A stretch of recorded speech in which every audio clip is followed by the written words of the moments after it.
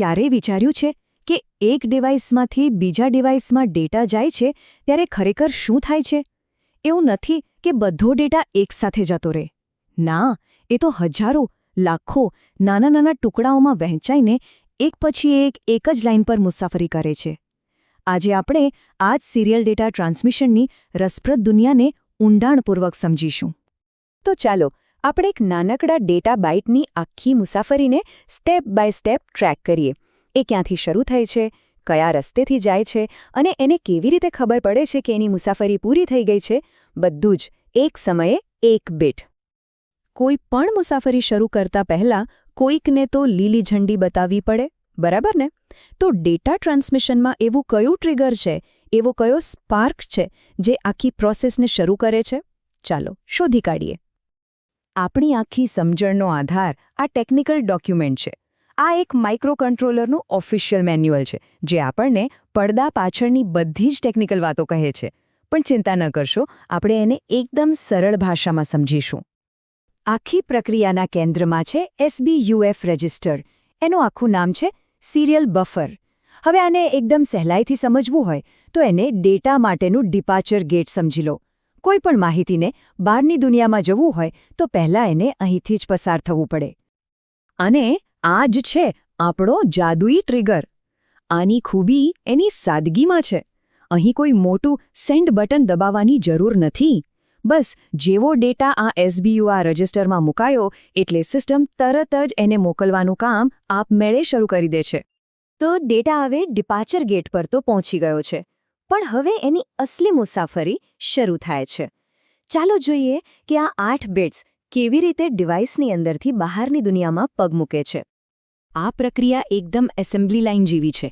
પહેલાં તો આખું 8 બીટનો બાઇટ એ રજિસ્ટરમાં લોડ થાય છે. પછી સૌથી પહેલાં સૌથી ઓછો મહત્વનો બીટ એટલે કે LSB બહાર નીકળે છે. ત્યાર પછી એક લાઇનસર બધા બિટ્સ બહાર જાય છે અને છેલ્લે સૌથી વધુ મહત્વનો બીટ એટલે કે MSB મોકલાય છે. જેવો 8મો બીટ બહાર ગયો એટલે SBUF રજિસ્ટર ખાલી થઈ જાય છે અને આપણી મુસાફરી પૂરી.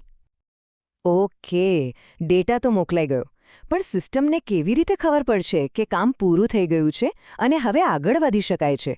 એના માટે એક ખાસ સિગ્નલ હોય છે. અને બસ ફિનિશ લાઇન ક્રોસ થઈ ગઈ. આપણા 8 બિટ્સ સફળતાપૂર્વક મોકલાઈ ગયા છે. પણ આ જ સમયે પડદા પાછળ સિસ્ટમ એક બહુ જ જરૂરી કામ કરે છે. એ આ કામ પૂરું થયાનું એક સત્તાવાર ઠપ્પો લગાવે છે. આ ઠપ્પાનું ટેકનિકલ નામ છે TI ફ્લેગ. TI એટલે કે ટ્રાન્સમિટ ઇન્ટરપ્ટ. તમે આને એક નાનકડો ડિજિટલ ધ્વજ સમજી શકો છો. જેવું કામ પૂરું થાય એટલે સિસ્ટમ આ ધ્વજ ઊંચો કરીને કહે છે, કામ થઈ ગયું, છેલ્લું ટ્રાન્સમિશન સફળ રહ્યું.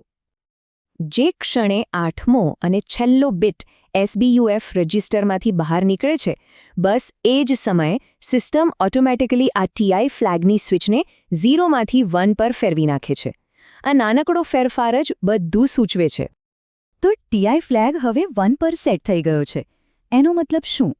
આ ખાલી એક સૂચના નથી, આ તો આગળ વધવા માટેની ગ્રીન લાઇટ છે. કમ્પ્યુટરની દુનિયામાં આ એક નાનકડો 1 ખૂબ જ શક્તિશાળી હોય છે. આ કિસ્સામાં આ 1નો સ્પષ્ટ અર્થ છે, લાઇન ક્લિયર છે, રસ્તો ખુલ્લો છે, હવે તમે આગલો ડેટા મોકલી શકો છો. અને આ જ આખી પ્રક્રિયાનો સાર છે. TI ફ્લેગનું એક થવું એ સિસ્ટમના મગજ એટલે કે 8051 માઇક્રોકન્ટ્રોલર માટે એક સિગ્નલ છે.